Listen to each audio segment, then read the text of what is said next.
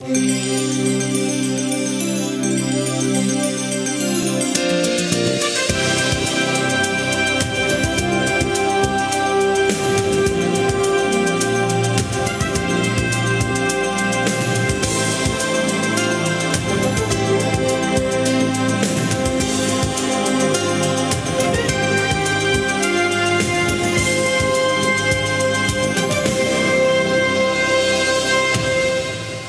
again.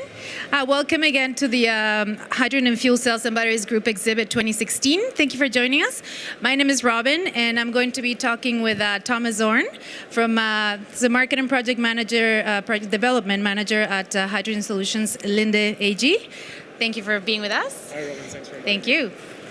Fantastic.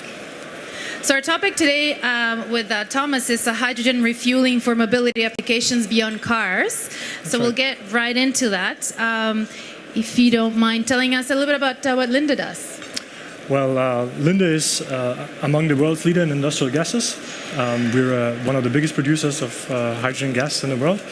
And of course, being a mature industry with over 100 years of experience in things like nitrogen and oxygen and all the other industrial gases, we're now exploring new things. So within the technology and innovation management, we're exploring the topic hydrogen as a fuel and how we can get this industrial gas into mobility applications and how we can get to more sustainable transport. Thank you. What other applications apart from cars, which we've heard a lot about already, what other applications does Linde work with? Well, certainly everybody is aware of the cars, and because that's what everybody buys. Everybody drives cars, they look nice. Typically you have customers that are willing to spend a lot of money on cars. But I think there's a lot of other niche applications or smaller applications that people typically don't think so much about. I'm thinking about buses, for public transport, for example, inner city locations. I'm thinking about forklift trucks for material handling, logistics. And a new application is just upcoming. We have had a big conference this year. There might be a possibility to use fuel cells and hydrogen in trains. There's lines that are not electrified, and the trains still run on diesel. And certainly we need to phase out all those fossil fuels. So they're thinking about bringing fuel cells to the trains and powering the trains while they are on those non-electrified routes. So why would we do hydrogen fuel cells instead of electric or diesel? Well, first and foremost, phasing out fossil fuels. We want to reduce CO2 emissions. Exactly. But there's a lot of intangible or not so well-known things besides CO2. It's the NOx emissions when you burn fossil fuels. It's the particulates that you emit when you go by combustion engines. It's the noise that is in inner city locations probably not as, people would feel better or less stressed if there is less noise from traffic. And that's predominantly the things that. So the noise also being a contaminant. Yeah. What is the importance of, well, apart from what you mentioned already, importance of fuel cell buses? Well, I think the fuel cell buses is a very interesting application that's often overlooked. I mean, we have a big application, so everything falls into place. We can replace the very mature technology of the diesel engines by fuel cells, and you get the same characteristics of the diesel bus. You have the same range, can go up to 300 kilometers, you can fill it quickly, so you don't have to change your operating habits of operating the buses in your depot. You have the full route flexibility, so you can go wherever you want in the city. It's not that you have charging points that you have to steer to. You can go wherever you want. There could be a construction site, you go around it and you just go ahead with your bus. No matter how you produce the hydrogen, you will have zero emissions locally. So what I mentioned before, what the advantages of the fuel cells are, inner city air quality will improve, there's more silent. We've got good indications from the demonstration projects that the bus drivers actually like the bus more. There's less vibration, there's less noise, and they feel less stressed when they go home after work. So I think it's also, for everybody, there's a little bit of advantage in it. And benefit, and a lot to be said for hydrogen fuel cells. One of the most important topics for clients and for everyone in everything is reliability of the product. So can you tell us a little bit about that and some examples maybe? Yeah, I think that as we are coming from the fuel side, we are the ones that produce the gas, we deliver the gas, and we also build the stations. I think it's first of all critical to understand what it actually takes to build a station. So it's attractive for us in this fuel cell bus environment to provide stations, because we typically just have one customer. We have one station for 100 buses. Consumption is quite high, and you have a plannable operation. So you don't have to oversize your system. Everything falls into place quite nicely. But those operators, especially if you're talking about big fleets, the buses need to be in service. So, of course, the stations need to be operating. And thanks for pointing me in that direction. We have a very good example of this. So first of all, I think we overall can say that our stations in the bus area are performing quite reliably. But lately, we have had a big announcement after 1 year in operation within our station in Aberdeen. It's a bus station that services 10 buses. We had 99.9 reliability over a year, and this was dispensing 35 tons of hydrogen. So I think having just 10 buses and being one of the first bigger stations, it's quite an achievement. So I think we can be proud of that, and that's the direction where we need to go. Absolutely, 99.9 is quite a good achievement. There has been a lot of talk about the fuel cell commercialization roadmap. Can you tell me about a little bit about this, Linde's participation? Definitely. So, as I said, Aberdeen, for example, there's numerous other bus stations operating with bus fleets that have all been in demonstration phase. People know the Chic project, for example, where we have demonstrated the maturity of the technology all over Europe. That's nice. We have 5 buses here, 5 buses there, and it's a start. So we want to get out of demonstration. I mean, the fair here is growing. I understood we have more exhibitors this year, but we're still not fully commercialized. And we need to get to this point where every transport operator considers fuel cell buses and the drivetrain of a fuel cell bus as a valid alternative. It's something that he can buy on the market without relying on all the subsidies. So people from the industry, together with other stakeholders from the political side, namely the program office of the Fuel Cells and Hydrogen Joint Undertaking, so representing the European Commission, we sat together and said, okay, what does it take to commercialize this technology by 2020? And certainly it's a complex game. You have the players on the fuel side, you have the players on the bus side, and you have the political arm and the transport operators that want to make it happen. But everybody has some requirements that need to be in place. But first and foremost, you need buses. And you need a lot of buses to scale up and to bring down the prices. So we got good indication from the bus industry that if we can stimulate demand for 500 to 1,000 buses in Europe by 2020, that this is a sufficient number to actually having a commercial product on the market. And if you talk about commercial, we will be in the range of a battery electric bus, or we will be in the range of a diesel hybrid electric bus. In order to do this, there's many different stages. First, there was the demonstration.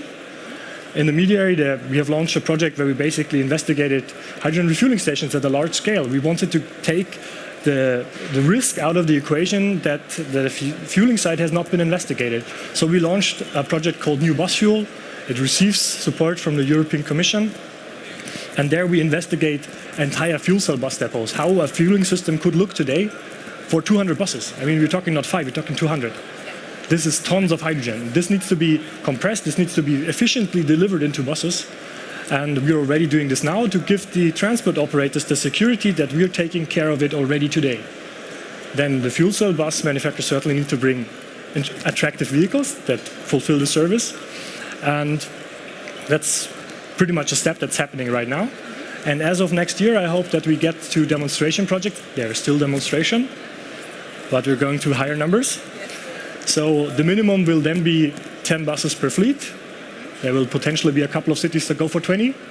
And so gradually we're expanding. And I think the target must be that we reach depots that entirely run on fuel cells and having the associated infrastructure with it. Thank you. As far as the market, do you have a larger market? Is it North America? Is it Europe? Combination? I guess everybody is a little bit active. Good. For example, our company, we have built stations in California for hydrogen and fuel cells and buses. We've done stations in Italy, all over Europe. We're active in Japan as well through a partner. I don't think there's a real leader, but with the commercialization roadmap in Europe, I think we have done a very good strategic piece that if everything falls into place, could be kind of leading. And I think the industry acknowledges that those mature and big applications need to come to the market first to also then pull everything with it. All together. What does it take to get a complete fueling station, a complete everything on the ground and ready to go? That's a good question. I mean, there's many different options. I think people should, if bus operators, for example, think about this for the first time, they should have a look at this carefully. It's not as easy as diesel filling. You need to be honest about this. It's not having a tank and a small pump and you can fill as many buses as you want. But it needs some consideration, but it can be done. And there's a portfolio of options how you do it. So basically, you can do everything from having delivered liquid hydrogen. It starts in the delivery. You can have it delivered liquid, delivered gaseous. You can produce it on site with electrolysis or with steam methane reforming. Then you have different types of machines that could compress it efficiently. Then you have dispensers. It depends on how frequently you want to fill them. And there is certainly always different solutions for different purposes. So consider, for example, an inner city bus depot, a retrofit. Something where somebody said, okay, we have 50 buses here, now we want to have 25 fuel cell buses. Typically, in inner city locations, space is so precious, and they cannot really give it up. So we, as Linde, we have designed systems that are based on liquid hydrogen, together with a cryo pump, which reduces the footprint to a minimum. So basically, typically, it's more than half the space that you would require from an on-site production generated station, and then you can put it in a corner. You have a liquid tank that can hold up to 5 tons of hydrogen. You have highly efficient pumps that can dispense up to 200 kilograms per hour per pump. And then you pretty much can come to the same operation scheme as you today have with diesel. But I'm not saying that that's the only way to do it. There's other possibilities with on-site generation as well. For example, directly from renewable energies. But typically, you need a little bit more space to do that. And just think about cities like, I don't know, London. An inner city depot in London they're constrained, it's expensive, so there might be solutions to do it differently. So space is money. Space is money. What any challenges that Linde faces in this regard? I think actually we are taking or addressing these challenges head on. Part of it is this bus project that I said, the new bus fuel, where we are actively involved in. And the technology is fit for purpose. I guess with having dedicated compression technology that's directly built for this market of hydrogen refueling, we can differentiate ourselves from other players in the market. I think we can cover the entire value chain. So, I don't know, if somebody has need for a big bus station, give me a call. I think we can do it already today. We have very good experience. I think we have now built over 100 stations all over the globe. It's not only buses, but we have built quite a number. We have been active in more than 15, 16 countries. And the number of refuelings, I think we stopped counting it. Last time I checked the number, it was in the mid of far beyond 1 million fills. So that's a really good, really nice number. Yes. It's actually difficult to gather the data now. Yeah, of course, that's great. It's a good problem to have. Yeah. Any questions that we can take at the moment from anyone in the audience? Not yet? Okay. Do you have any other real life examples that you do you want to share as far as the fueling stations? I think, well, we've talked a lot about buses now. We wanted to cover other applications as well. So forklift trucks is a quite interesting topic. People in the industry might be aware that in America, this is quite common already, that warehouses and car manufacturers are converting their inner factory logistics to hydrogen fuel cells. They're basically replacing lead-acid battery trucks with fuel cell trucks. The reason is you can fill them quite quickly. It's 1 or 2 minutes. Then you have full power again.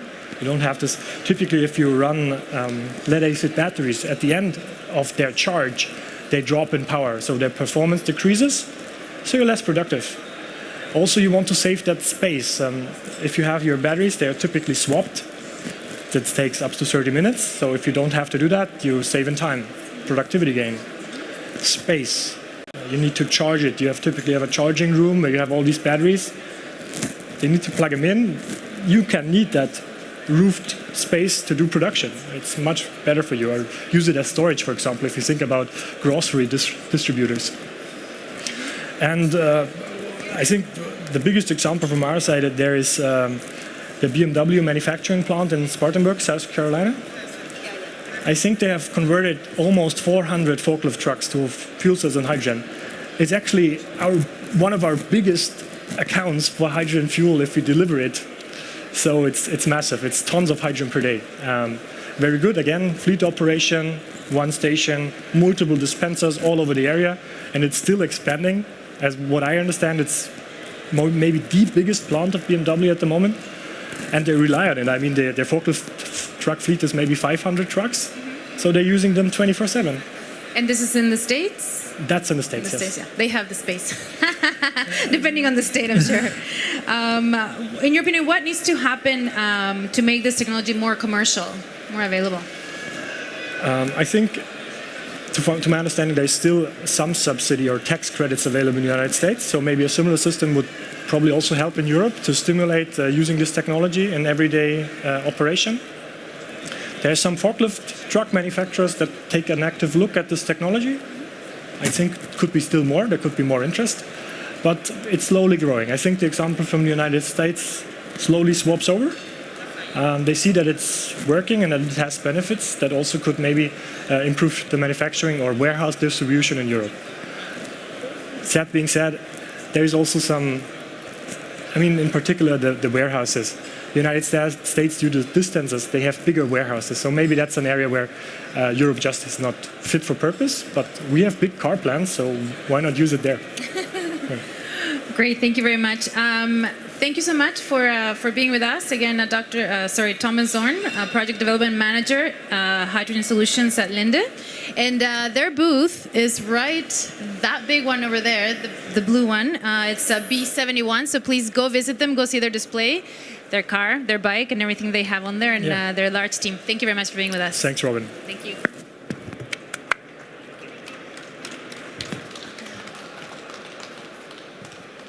Great, thank you. Up next, we have Bjorn Lidegerber from SFC Energy AG coming up, and my colleague Christine will be speaking with them. Thank you.